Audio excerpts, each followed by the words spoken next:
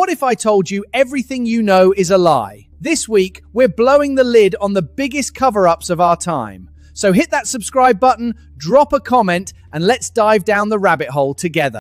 In 1982, cocaine trafficker Barry Seal set up one of the largest drug smuggling operations in the United States in Mena, Arkansas, under the approving eye of Governor Bill Clinton. Medellin, Cali, and Bogota, Colombia, the nucleus of the most powerful drug cartels in the Western Hemisphere. 2,000 miles away, hidden in the mountains of western Arkansas's Ouachita National Forest, lies a transshipment point for these cartels. U.S. Customs has estimated that at least 75% of all drug smuggling aircraft have passed through the Mena, Arkansas airport for one reason or another. During the early to mid-1980s, Mena served as a sanctuary for Adler, Berum, and Seal, one of the biggest, if not the most famous of all importers of illegal drugs into this country. Barry Seal was a drug smuggler. Now, he tried to set it up in his home state of Louisiana, but they wouldn't let him. He had to come to a state that had a sleazy governor hooked on cocaine. To carry out my first trial run operation. An enormous quantity of cocaine had been flown in on one of these operations, and I was to deliver it into the neighboring state of Arkansas. By that time, Bill Clinton's drug operation was in full swing. He was governor of Arkansas, and I delivered this cocaine to a remote airport in Ouachita Forest, which I've since identified as Mena Airport. I also delivered a little packet of information and a small quantity of cocaine, a personal stash from J. Bennett Johnston, to Bill Clinton. I delivered it to Bill Clinton, and he cut out 2 lines of the coke, and he did inhale.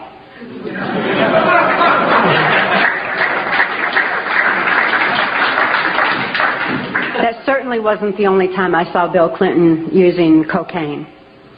My sexual experience with Bill Clinton was extremely limited, in spite of the fact that I was a sex slave. It was my experience that Bill Clinton is bisexual, leaning far more towards the homosexual end. All I've ever seen him involved in was the homosexual activity, with very limited experience with him myself.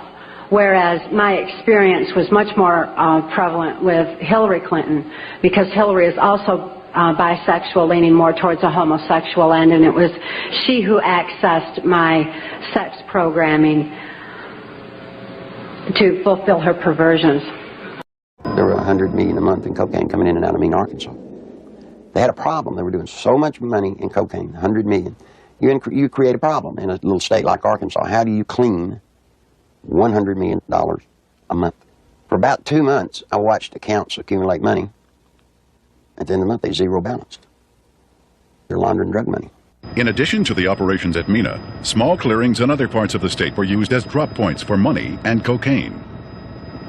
They had special cargo doors installed on the side without FAA permission, so that these doors could be opened in flight.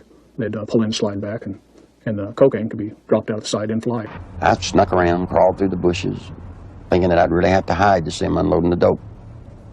Didn't have to. You could walk right up to the airport and they'd unload it right in front of you. They didn't care. Clinton had integrated a number of corrupt cops, judges, and politicians into high-level positions to ensure the continued success of the drug smuggling, money laundering operations.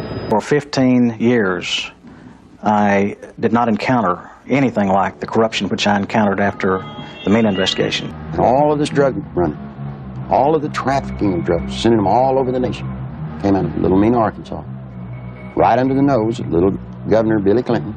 Bill Clinton controlled the legal system. He controlled the judges. He controlled the attorneys. He controlled the banks. It's just a small state, a one-party state. What tends to happen in small states like that, I think, is the longer the person remains governor, that I think the greater the abuses are. The Mena story is a tale of drugs, guns, money laundering, and murder, involving an unholy alliance between organized crime, high-ranking U.S. political figures, and the drug kingpins of Colombia. Throughout the years, rumors of a CIA conspiracy and links to a Nicaraguan Contra resupply effort have masked the real players behind this horrific operation. Bill Clinton's election to the presidency of the United States proved to be the catalyst which unwittingly allowed the illegal activities inside his home state to receive national attention. Yet justice in Arkansas has been excruciatingly slow in coming. Many honest law enforcement officials have simply been kept from doing their jobs. In fact, to date, 9 separate state and federal investigations into the drug smuggling, money laundering activities at MENA have been shut down.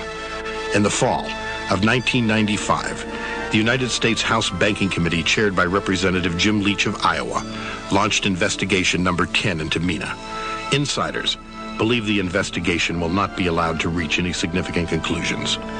At a press conference on October 7th, 1994, the president was asked if he had any knowledge of MENA's drug smuggling, money laundering operations. No, they didn't tell me anything about it. They didn't say anything to me about it.